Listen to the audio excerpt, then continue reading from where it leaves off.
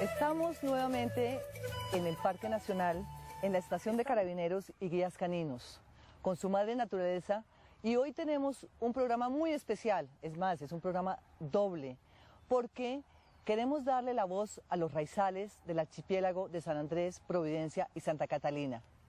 Es muy importante que se sepa también que nuestros compatriotas isleños están también por la paz, que todos, en todas las regiones del país, queremos esa paz. Y tenemos hoy un panel de lujo, por favor, se presentan. Fadi Ortiz, cuéntale a la teleaudiencia, ¿qué haces tú en Bogotá?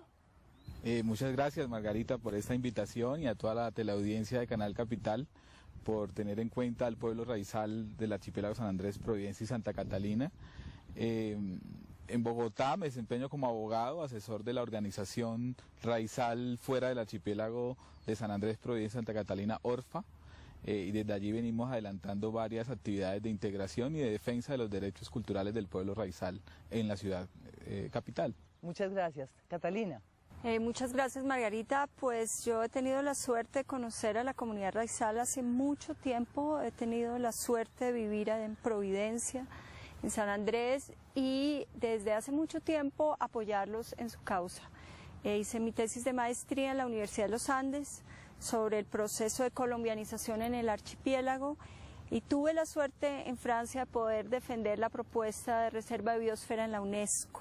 Entonces, digamos que es un compromiso de corazón. Desde Bogotá, Universidad Nacional, soy profesora de Ciencia Política. Gracias. Gracias. Bien, mi nombre es Richard Francis, soy internacionalista, también soy administrador público de la Universidad de Nueva York. Hago actividades académicas aquí en Bogotá y mi tema de pasión siempre ha sido San Andrés. Mis dos tesis fueron sobre San Andrés, el tema de la cooperación sur-sur con Jamaica para la preservación de la lengua autóctona. Entonces, desde hace tiempo estoy vinculado con el tema de San Andrés a nivel académico. Bueno, para todos ustedes que nos escuchan en Bogotá, en la zona andina, en Arauca, en Santa Marta, en Bucaramanga, nuestros compatriotas de San Andrés nos traen un mensaje y sobre todo porque nosotros necesitamos entender cuál es la base de su cultura y además cuáles son esos límites no territoriales y no del Meridiano 82, sino sus límites culturales con la cultura misquito. Vamos a hablar de todo eso en este programa y antes de continuar con el panel, vamos a escuchar al pastor Raymond, quien nos trae un mensaje como jefe de la Iglesia Bautista de San Andrés y estuvo también en Bogotá. Hoy por hoy nosotros estamos en una isla prisión. De pronto el pueblo colombiano desde acá ve la isla como un paraíso, un lugar lindo, playa, mar, whisky, cosas por el estilo. Pero para nosotros que vivimos ahí, estamos en prisión. Nuestras generaciones no tienen futuro bajo el estatus político existente que es totalmente irrelevante, donde todo se decide afuera. Todavía somos niños pequeños, donde se decide todo por ellos.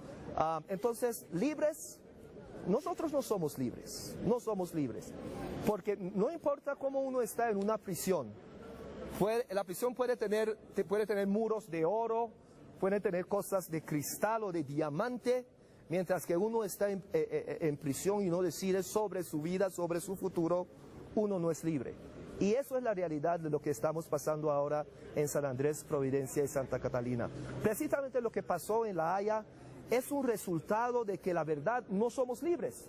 No fuimos ni consultados ni invitados. Todas las decisiones que se han tomado a través de la historia ha sido sin consultar, ni siquiera informar al pueblo étnico raizal colombiano. ¿Acaso eso es libertad? Eso no es libertad. No somos libres. Por eso estamos pidiendo. Queremos ser libres. Queremos tomar nuestras decisiones. Queremos gobernar nuestro territorio. El territorio étnico, ancestral, raizal, un territorio que tenemos desde casi 400 años. Antes de que existiera Colombia, Nicaragua, existió el pueblo autóctono raizal en su territorio, haciendo tratados de comercio en toda la región, de manera libre y espontánea. Eso nos fue quitado poco a poco por esa intención y ese espíritu colonizador del Estado y de los gobiernos colombianos. Queremos ser libres, Colombia, queremos ser libres, por favor. Como comentábamos, el archipiélago de San Andrés y Providencia, que ha estado en los medios últimamente con todo lo que sabemos del fallo de la Corte en La Haya, pues tiene su tema diplomático, pero hay un tema que no se ha manejado realmente y que la opinión pública está corta, es el tema cultural, es ese espíritu raizal. ¿Por qué es raizal, Fadi? Cuando se refiere a pueblo raizal es porque es poseedor de una cultura que se enraiza precisamente en ese archipiélago y en ese contexto del Caribe occidental, que no solo se limita al archipiélago de San Andrés y Providencia, sino que es una historia riquísima en relaciones culturales y marítimas de navegación con todo este Caribe occidental. Vale la pena recordar que el descubrimiento de América se hace por el Caribe y es precisamente allí cuando aparece en la escena San Andrés. El nombre de San Andrés se da por haber descubierto a las islas el día 30 de noviembre, el día del santo San Andrés. 30 de noviembre de 1510. Entonces desde esa época San Andrés comienza a aparecer en los mapas españoles, luego en los mapas holandeses, ingleses, precisamente por esa importancia estratégica dentro del marco del Caribe occidental. Recordemos que los procesos de poblamiento y colonización se dieron por las costas, incluyen las costas de Cartagena, de Panamá, pero también las costas de Bluefields, la costa sobre Honduras, y el archipiélago no hizo excepción a eso y siempre estuvo bajo esa influencia colonial en disputa entre los ingleses, británicos y españoles, teniendo como consecuencia una prevalencia de la cultura británica, del poblamiento británico. Desde 1619 se comienzan a dar los primeros poblamientos oficiales como colonia. Aparece en 1619 la colonia de aventureros de Old Providence, desde la ciudad de Westminster en Inglaterra. Desde esa época se comienza a dar una influencia colonial británica, posteriormente alimentada por los procesos de esclavización de las personas provenientes de África, y que comienza a crear una relación cultural, una dinámica que posteriormente va a desembocar en lo que es la hibridación cultural de lo que hoy es el pueblo raizal, un pueblo de habla inglés creol, pero también con unas fuertes relaciones históricas y culturales con... ¿Usted habla en creol con su familia? ¿O con Richard? Sí, ahí interactuamos en lengua cuando son espacios personales, espacios familiares, cuando son espacios más políticos o públicos, ya la interacción es en español. Catalina, con la maestría que usted realizó sobre la colombianización de San Andrés, ¿qué periodo histórico tomó para poder entender y que la teleaudiencia entienda por qué el interés de Colombia en las islas?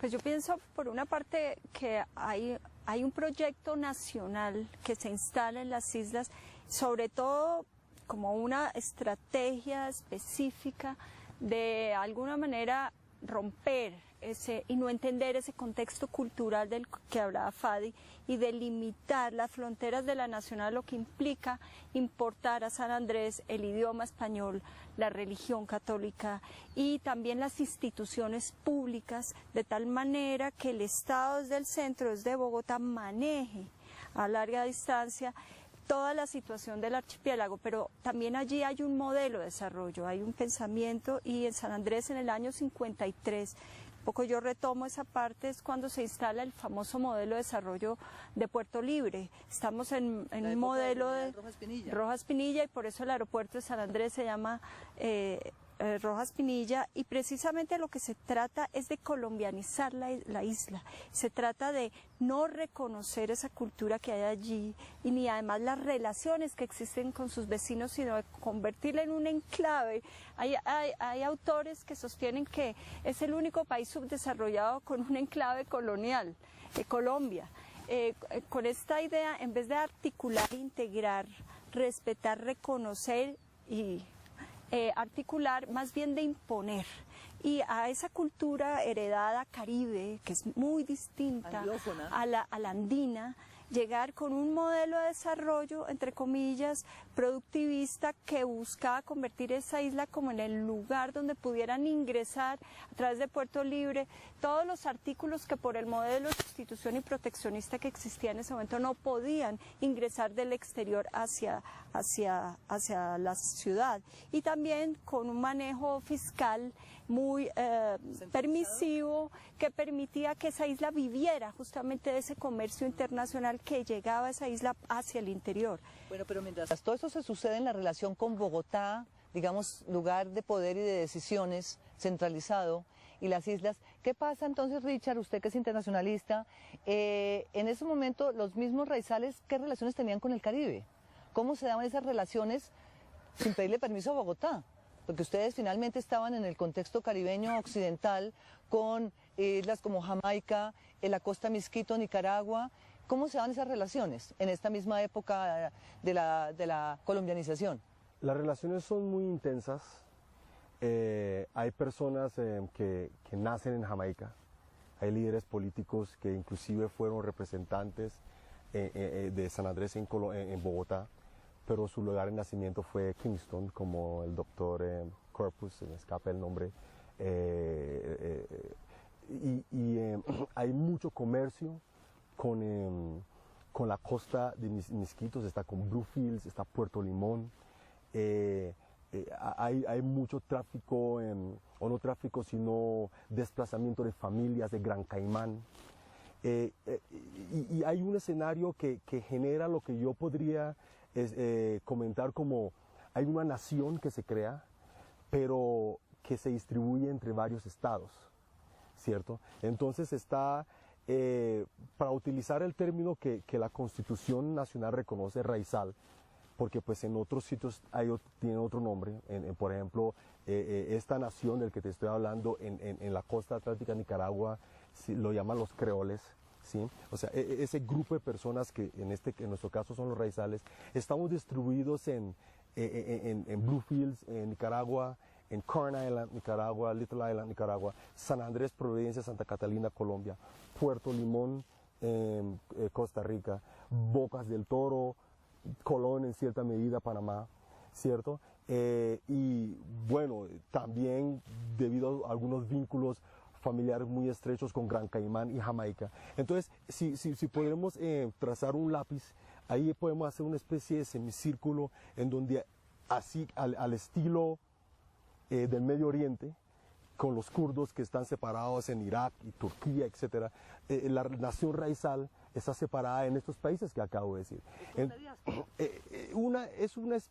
No exactamente diáspora, sino que lo que pasa es que en la época de los desplazamientos, el imaginario colectivo no encajaba una línea limítrofe en ese imaginario de las personas. Entonces, y el caso más reciente, bueno, uno de los casos más recientes, porque hay varios casos, es la separación de la costa Misquitos con Corn Island y Little Island con nuestras islas, ¿no? Que es en 1928. Entonces, simplemente me monto en... Es más, si tiene la oportunidad de ir a San Andrés, yo le puedo regalar una copia del primer, Paddy debe tener uno acá en Bogotá, del primer periódico que se saca en San Andrés en 1912, que es El Faro. Y ahí... En inglés, bilingües, inglés estándar y español, Searchlight. Y es curioso, por ejemplo, uno de los advertisements, pues el tema de la publicidad para mantener el periódico, está este odontólogo Felton que dice que abro mi consultorio hoy y el miércoles porque el viernes me voy para Corn Island.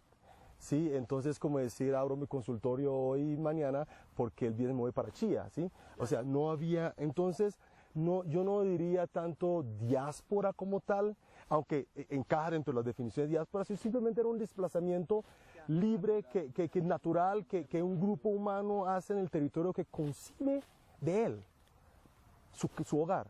Entonces, en ese contexto yo trataría de explicarte cómo era la relación. Eso es muy importante porque realmente a nosotros en el colegio no nos enseñaron cómo era esa cultura raizal. Ojalá que en el colegio, en el Ministerio de Educación y en la Secretaría de Educación del distrito se esté enseñando cuáles son esos contenidos de la cultura raizal.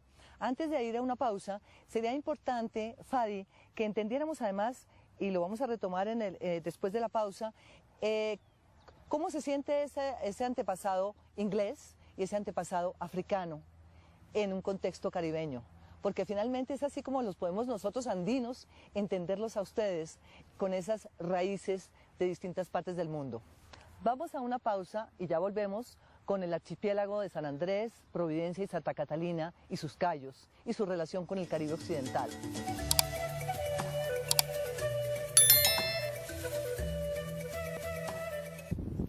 Estamos en el Parque Nacional, en la estación de Carabineros, y entre otros está haciendo un calor bastante, estamos como a 20 grados en Bogotá, y ustedes nos van a permitir que nos quitemos un poco creo que Catalina también debe estar un poco recalentada con este clima delicioso. ¿Cuándo fue la emancipación de los esclavos en el archipiélago? Porque es que aquí tenemos que recordarle a la comunidad andina y a Colombia, ¿cuál ha sido ese proceso de lucha de ustedes? A ver, Fadi. Es precisamente ligado a la pregunta sobre la relación entre ingleses y británicos y africanos, es cómo surge este contexto de la emancipación.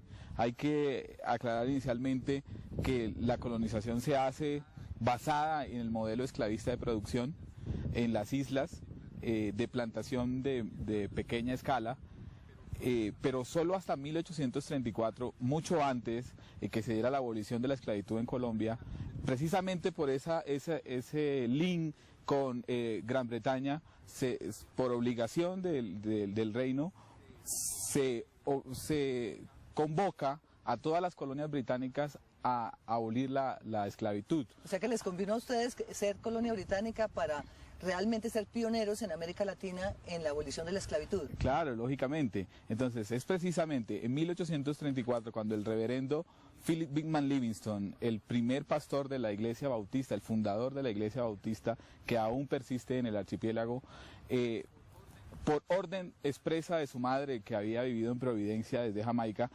había emancipado a sus esclavos y con un ingrediente especial. No solo emancipó a sus esclavos, sino que también les dio la tierra que le pertenecía a toda su familia, grandes extensiones de tierra sobre las islas, y los educó en matemáticas, en inglés y en educación religiosa a partir de la enseñanza de la Biblia.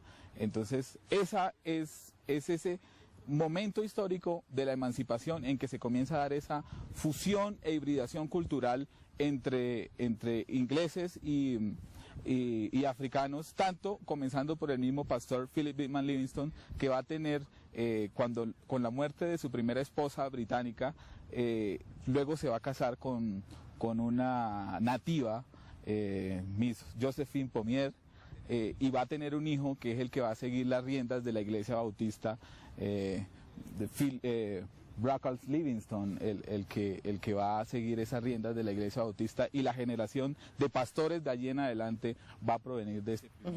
Bueno, pero entonces, porque hay que entender entonces en esta historia de esta influencia británica, Catalina, cómo en el momento de la colombianización se maneja el tema bautista, porque Colombia empieza a imponer su tema católico frente a unas islas, a un territorio que es bautista. Ahí usted como... Hay tres elementos, digamos, de lo que se llamó, o para lo que se llama en las islas desde la comunidad raizal la colombianización, y lo que se llama desde el nivel central colombiano la integración. Tenemos aquí un colombiano que nos está visitando. Interesado. Hermoso. Sí, sigamos. Entonces, el proyecto nacional, digamos, se intenta implantar ante la perspectiva de que esta comunidad cultural que existe, además con un modelo de producción específico, además a la cultura caribe, y que interactúa con nosotros, hay que anexarlo al corazón, digamos, de la cultura colombiana. Y es cuando se plantea, por una parte, tratar de intervenir en la lengua. Ese es un choque fuerte. Fuertísimo. Pero tal vez yo podría decir que el choque más fuerte es el que se da cuando se intenta con una religión bautista que maneja la espiritualidad y la historia, la construcción del pueblo caribe, se intenta también romper con la implantación del modelo de religión católica y con las lecturas, los rezos en español, generando desde ese momento un choque.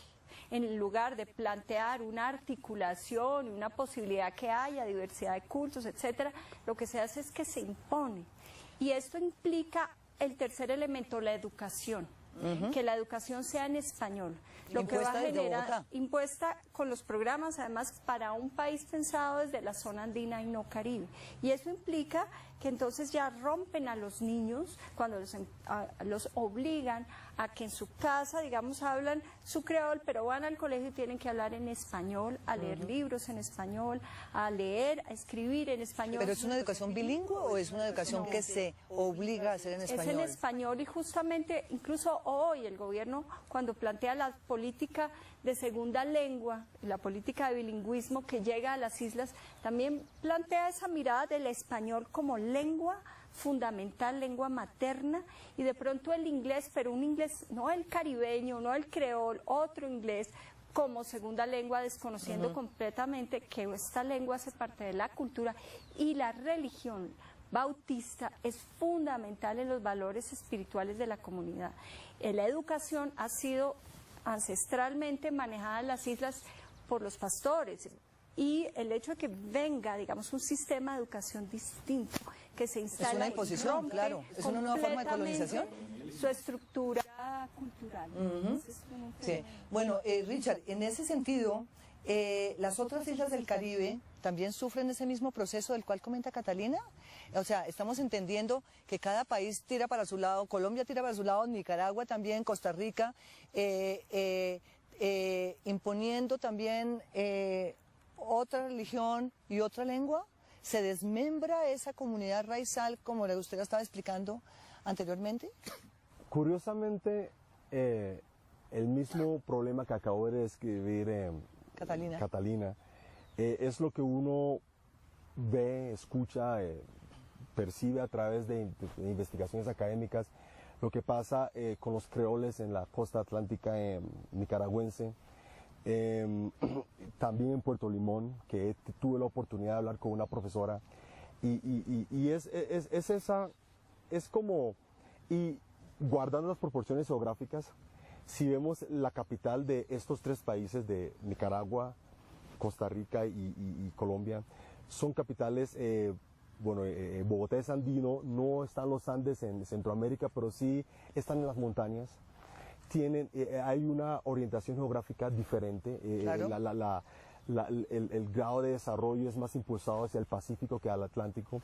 Entonces hay una sensación de mirar hacia, en el caso de Nicaragua y Costa Rica, hacia las costas como ese lugar un poquito diferente, un poquito que no empata con esa homogenización que se pretendería una república unitaria. En el caso de Colombia se mira hacia las islas en ese orden. Entonces, guardando las proporciones, sí se puede ver ese mismo problema de imposición de una lengua, de imposición de unos valores religiosos, el tema comercial, claro. al menos en cuanto a San Andrés, que por ejemplo está, si uno revisa a Emilio Ayton, Archipiélago 1913, se puede encontrar en la biblioteca Luis Ángel Arango. Uno ve que en 1913 que él llega, él hace un recuento a manera de su diario de todo ese rico comercio que existía entre la isla de San Andrés y los Estados Unidos con el coco. Eran una producción de 14 a 16 millones, cito textualmente, de unidades de coco anuales. ¿En qué año? 1913. En 1913 él hace ese recuento, porque son datos que él va recopilando de lo que pasó antes de un huracán que él describe, que fue en 1907, ¿no? Pero entonces, su texto, Archipiélago 1913, Emilio Ayton, él da fe de una economía que produce 16 millones de unidades de cocos anuales. Se exporta a Estados Unidos.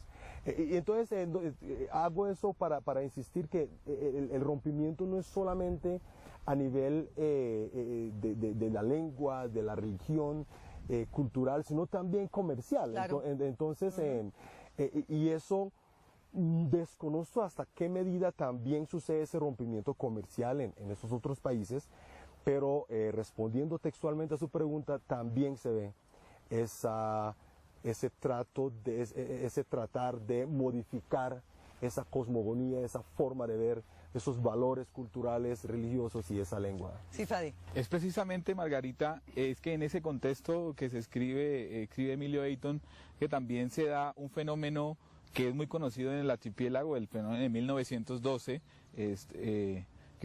donde San Andrés pasa de ser un cantón de Cartagena a convertirse en una intendencia nacional.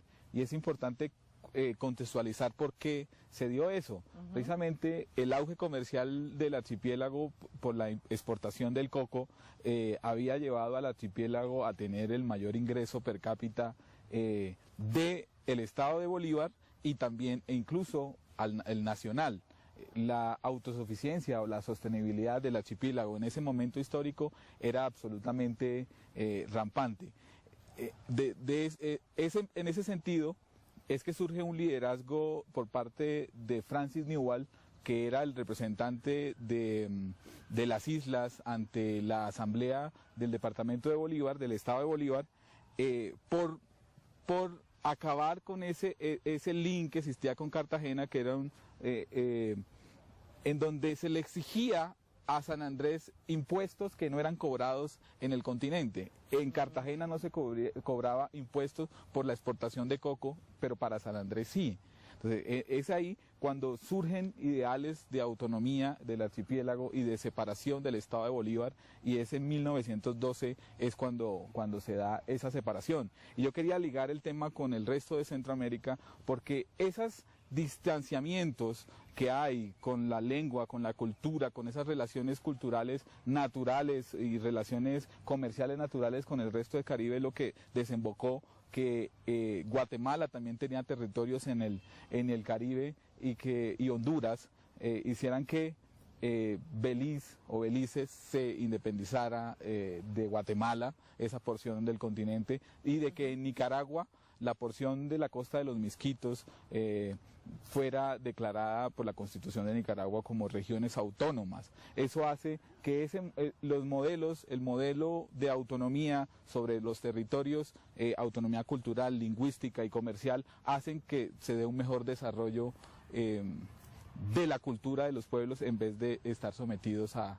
Pues mire, yo digo que es tan interesante esta historia del archipiélago en su contexto del Caribe Occidental, que ojalá muchos de los maestros de la Secretaría de Educación del Distrito y otros maestros a nivel nacional estén escuchando y estudien la historia de San Andrés, o sea, su contexto regional y cultural, para que entendamos mejor lo que es hoy en día el tema del fallo, en el cual no nos vamos a referir en este programa, lo digo explícitamente, para que no nos dispersemos de lo esencial, que es entender la cultura raizal.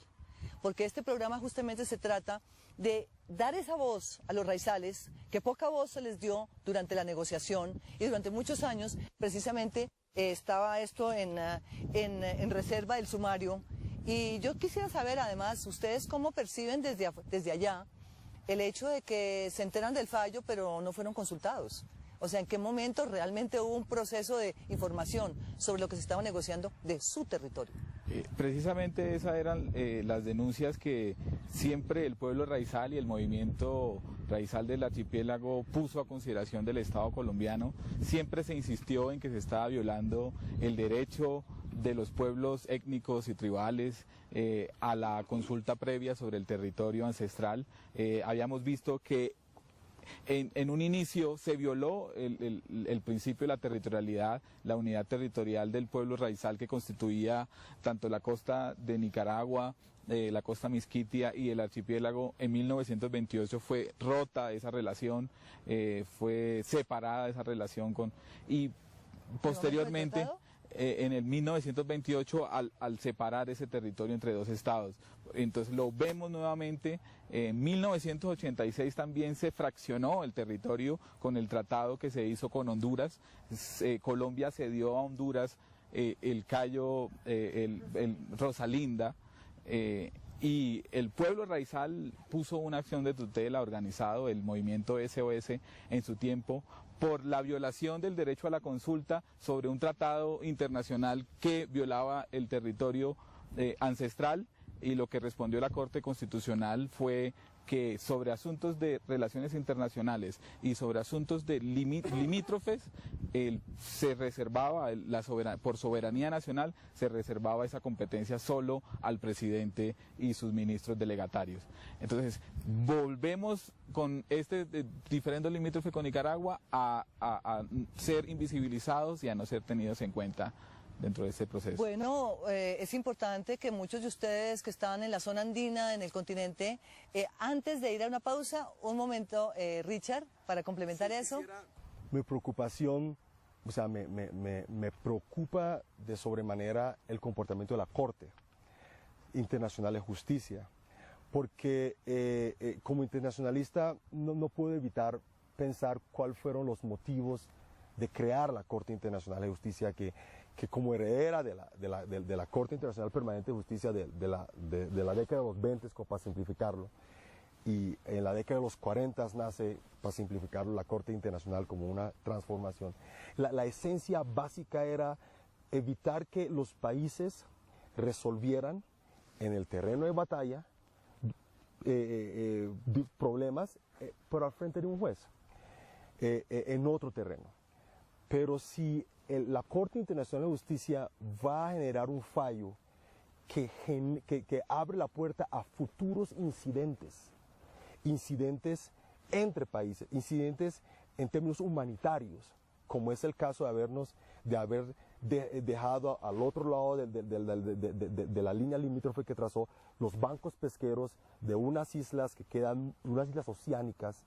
Entonces, es una corte que se me hace que no está mirando bien si está dejando terreno fértil para futuros conflictos, cuando su naturaleza es saldar conflictos. Entonces, mi preocupación como internacionalista, obviamente no estoy invitando a que se desconozca la legalidad, sino que son instituciones que yo diría que ameritaría abrir una discusión, un debate internacional. ¿Hasta qué punto la Corte no debería reflexionar si dentro de sus consideraciones no debe tener en cuenta el tema humano? ¿Cierto? Entonces, como internacionalista, esa es mi gran preocupación. Bueno, y sobre todo, Catalina, tienes la palabra después de la pausa, porque en este momento de paz y de construcción de paz desde todas las regiones del país, es muy importante que oigamos también la voz de los raizales en el proceso de construcción de paz. Ya volvemos, Catalina, contigo después de esta pausa.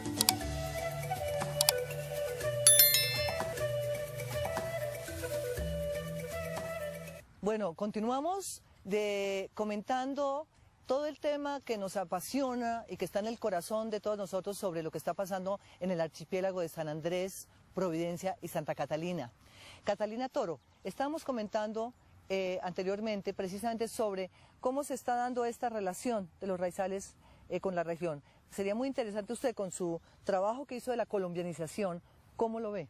Mira, yo pienso que desde el principio la institucionalización del archipiélago ha olvidado algo fundamental, y es dos cosas: interpretación de soberanía, de territorio y población. Y eso es evidente en la manera como el presidente o como los abogados que han estado trabajando esto han concebido su caso frente a la Corte Internacional. Y es precisamente el desconocimiento que ha habido de esta población en términos de su poder hablar, de su poder decidir, de poder además contar qué es lo que son, cómo viven, toda su cultura, su modelo. Y esto se ha negado, y se ha negado hasta hoy. Y uno de los problemas allí es el concepto de soberanía. Si estamos hablando de soberanía, los conceptos de relaciones internacionales de los años 40, 50, territorio manejado por un policía que divide pueblos. Pero la soberanía desde la Revolución Francesa expresa la voluntad popular de un pueblo. Además, si recorremos la historia, el pueblo raizal voluntariamente adhirió a Colombia. digamos, eso fue una voluntad. ¿Por qué no se siguió construyendo esa voluntad de construcción de pueblo, de cultura, de articulación, sí, con un continente, con una costa, con un Caribe, y en lugar de ello se sigue pensando la soberanía del territorio, además como si fuera solamente continental, cuando aquí hay un concepto que no se desarrolló, que es fundamental, digamos, en lo que sigue en el litigio de la revisión que se puede hacer, y es el concepto de territorio marítimo, claro, como zona de vida, de desarrollo cultural, económico, necesario para el sostenimiento de la población actual. Ese tema precisamente lo vamos a seguir discutiendo en próxima emisión, porque nos damos cuenta que realmente tenemos mucho que aprender de los raizales y además hacen falta crear espacios para dar la voz a los raizales en Bogotá. Y por eso vamos a escuchar al pastor Raymond, el jefe de la Iglesia Bautista de San Andrés del Archipiélago, y ya volvemos. Los tratados empezaron a cortar nuestras alas, porque cuando el Estado colombiano empezó a regalar nuestro territorio amplio mediante tratados inconsultos, empezó a cortar nuestras alas de libertad para seguir yendo y tener acceso libre a esos territorios ancestrales. Lo que pasó ahora, yo creo que fue la gota que derramó, que llenó el vaso y lo derramó. Que ahora nuestros pescadores y nosotros mismos, y no solamente nosotros, nuestras generaciones venideras, no van a poder tener acceso a ese mar territorial. Pero hay otra cosa muy importante que tenemos que conseguir. Es que nosotros somos pueblo hermano del pueblo de la Mosquitia. Eso es muy importante. Fue el Tratado de Esguerras Bárcenas que rompió esa tradición. Familias. Es que después de ser firmado ese tratado, nosotros nos despertamos un día y nos encontramos que nuestros abuelos, nuestros tíos y tías, algunos eran nicaragüenses y otros eran colombianos. Y ya no podemos libremente otra vez visitarnos y comerciar como hacíamos libremente por acuerdos, por tratado hecho a nuestras espaldas. Entonces, el fallo ahora, yo creo que terminó de agravar una situación que se venía presentando por parte del Estado colombiano. Y quiero enfatizar eso, perdón, porque es que el Estado colombiano y el gobierno colombiano, a través del presidente y de la ministra de Relaciones Exteriores, quiere hacer ver a la Corte como demónico, como diabólico, como que hizo algo nefasto. Pero la Corte juzgó de acuerdo a las pruebas presentadas por el Estado colombiano, que hizo una defensa pobre, paupérrima, irrisoria, basado en cosas que no eran sustanciales. Y yo creo que lo más grave en todo eso fue esconder al pueblo raizal, legítimo dueño del territorio. Eso fue lo más grave a mi juicio. Y no solamente eso, el movimiento Amén mandó un documento a la Corte Internacional de La Haya diciendo, bueno, Colombia no nos reconoció, no nos presentó, por favor acéptanos nuestro testimonio de que hay un pueblo ancestral acá. Y eso fue negado, porque aparentemente el equipo de defensa del Estado colombiano dijo que no era necesario traer al pueblo indígena raizal a hablar acá, porque era algo interno del Estado. Este programa, dando la voz a los raizales y además haciéndole también un homenaje a todos esos compatriotas que están en las islas y otros que están aquí en Bogotá, reunidos en la Asociación de Raizales fuera del archipiélago, están también por la paz. Catalina, ¿usted cómo ve esa vinculación a ese proceso de paz? Bueno, por una parte, con los foros que hemos hecho en la Universidad Nacional y el gobierno en relación al acompañamiento y seguimiento del proceso de paz en La Habana. Hemos hecho un primer foro y así como vemos hoy a los indígenas que están ocupando la Plaza de Bolívar y a movilización que se está preparando para salir mañana, 9 de abril, a apoyar el proceso de paz, hay también una propuesta de paz y eso fue evidente en el foro donde Fadi, varios de los representantes de San Andrés y de la comunidad quiso hacerse sentir y plantear su posición dentro de este proceso de paz. Y creo que ahí se abre un espectro de alternativas que debieran ser escuchadas, porque es el camino. Bueno, es que 9 de abril va a haber muchos 9 de abril donde vamos a tener más insumos para más apoyo a la construcción de la paz. Este programa espero que se vea en San Andrés, que se lleve a Teleisla. No sé si nos ven desde San Andrés a través de alguno de los canales. DirecTV, bueno, pues bienvenidos a todos esos raizales que nos están escuchando y que sepan que nos pueden escribir a su madre naturaleza @canalcapital.gov.co. Aquí estamos desde Bogotá, pendientes y escuchándolos y queriendo saber cómo es que se desarrolla todo este tema del archipiélago, de su recuperación cultural y de su desarrollo endógeno. Fadi, ¿ustedes cómo ven ahora este proceso? ¿Para dónde va? ¿Cómo lo sienten en el corazón? Lo que convocamos es a la institucionalidad del Estado colombiano, pero también a la nación colombiana, es a sentir junto con el pueblo raizal esta situación de urgencia que se debe mirar al archipiélago de San Andrés y a su pueblo raizal ancestral. Aquí hay una afectación a su territorialidad,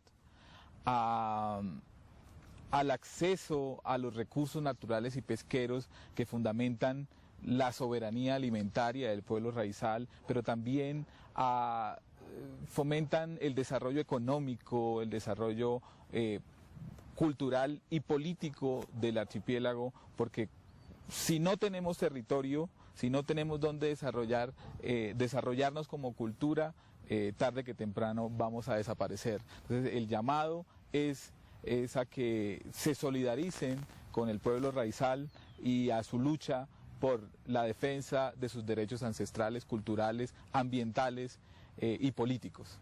Richard. Pues yo creo que Fadi dijo prácticamente al menos lo esencial que nos preocupa a todos. O sea, nosotros nos vemos sin nuestro territorio que reconocíamos. Es una sensación de...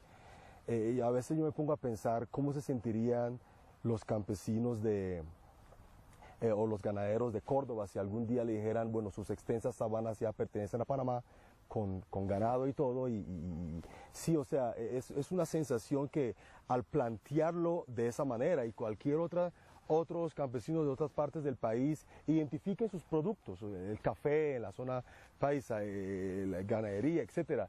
Imagínense algún día de estos que no lo tuvieran por fallo de una corte.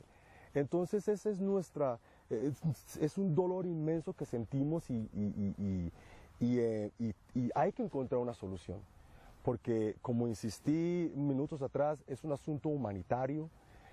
San Andrés no tiene terrenos para ganadería extensiva, tenemos bancos pesqueros codiciados por muchos países, teníamos bancos pesqueros codiciados por muchos países, ya los tenemos. Y no era solamente para codicia de otros países, era nuestra fuente de alimentación. Nuestra fuente de alimentación. Ese es como el punto que yo quería subrayar para que se solidaricen con nosotros. O sea, el tema a veces que los reporteros le preguntan a uno si se siente colombiano en la mitad de toda esta crisis, son preguntas que no vienen al caso. El problema es un problema mucho más serio, es un problema de alimentación, es un problema de sensación de ansiedad. Si los que conocen San Andrés han ido a la piscinita, a la vuelta de la isla, si se paran en esa piedra y miren 12 millas allá, ya comienza otro país, cuando no existía esa condición. Entonces es una solidaridad que me sumo al llamado de Fadi, que se solidaricen con nosotros, que apoyemos pues el gobierno que está tratando de ver cómo se resuelven estas condiciones, porque es que esto no se puede quedar así. Tenemos que encontrar una salida viable a estas condiciones que ha generado este fallo de La Haya. Pues desde mi punto como internacionalista quisiera hacerle subrayar a nuestros compatriotas colombianos. Y pues muchas gracias. Gracias, Richard. Es un mensaje claro y contundente de voces que vienen de los raizales del archipiélago. Catalina, y desde Bogotá y con esa relación que usted tiene con el grupo de raizales, ¿usted cómo percibe qué insumos, cómo se podrían reunir esas ideas para llevarlas a la Cancillería y decir, miren, nosotros también tenemos algo que decir, no solamente está la comisión de expertos y de notables de Relaciones Exteriores, también está una voz de notables raizales? Mira, el desconocimiento es tan grande que en un foro en los Andes que se hizo en la Facultad de Derecho, analizando el fallo, hubo dos expresiones que yo no lo podía creer. En primero, una de las salidas de la Comisión Asesora de Abogados era que iban a traer un biólogo marino de Nueva Zelanda para que llegara y les dijera cómo manejar ambientalmente estas zonas cuando hay raizales biólogos marinos, como el caso de Jean-Marie y otros, que vienen desde hace muchos años haciendo trabajo científico, desarrollando una propuesta de desarrollo sostenible para el archipiélago en un lugar único en el mundo, y han tocado las puertas y han sido más escuchados a nivel internacional que en el país mismo. El país mismo todavía no sabe, como decía el país político, no sabe qué es lo que significa el archipiélago, no solamente a partir de su gente y la cultura, que es algo además fundamental, sino todo lo que es ese entorno, ese ecosistema estratégico insular que es único en el mundo. Pero usted acaba de mencionar una cosa muy importante, y es precisamente la capacidad instalada que tienen las islas con personas muy bien formadas, de altísimo nivel, que conocen sus ecosistemas, que conocen las relaciones del Caribe occidental, y que valdría la pena que en este momento sean consultadas. Así como mencionaba Fadi hace un momento, que el tema de la consulta previa ahora es consulta post. Pero es que bueno, nunca es tarde, como dice el dicho, ¿no? Cómo se podría hacer de una manera mucho más amplia para que ahorita sí se escuche esa voz de los raizales. Además, lo invito a que hable en creol a los del archipiélago que nos están escuchando con este mensaje, para que también los de la zona andina sepan cómo es su lengua. Por favor, usted puede darles un mensaje. A los que están escuchando. A los que están escuchándolo en San Andrés, y en Providencia y en Santa Catalina. Ellos ya conocen el creol. Creo que quisiera dirigir este mensaje al resto del país. Pero puede hacerlo en creol, para que conozcamos su lengua. My language, also in the tell you, this is one place where I invite you to go know it, but not only go down there stories and go bathe in the sea and go sun wine by the key. Go and know the people who live down there. You got some people who live down there, and if previously that would have been the point of view. So people live down there. I believe this whole history would be a little bit different. But anyhow, I invite all of you to go down there and know we exist down there, and through we can know the whole archipelago. Bueno, antes de terminar, vamos a hacer una última ronda, Fadi. Usted, que es un historiador, que tiene además material audiovisual fantástico, música, lo que necesitamos es justamente hacerle conocer a toda la teleaudiencia de su madre naturaleza en Bogotá y en todas las regiones del país cómo es esa cultura de ustedes. ¿Cuál sería ese mensaje que usted le daría a la presidencia para volver a retomar ese tema de la cultura? Pues bueno, el llamado es a la presidencia y a todos los colombianos a sentir el archipiélago no como se veía antes, una porción de tierra como propia, sino que también la cultura del pueblo raizal, sentirla como propia.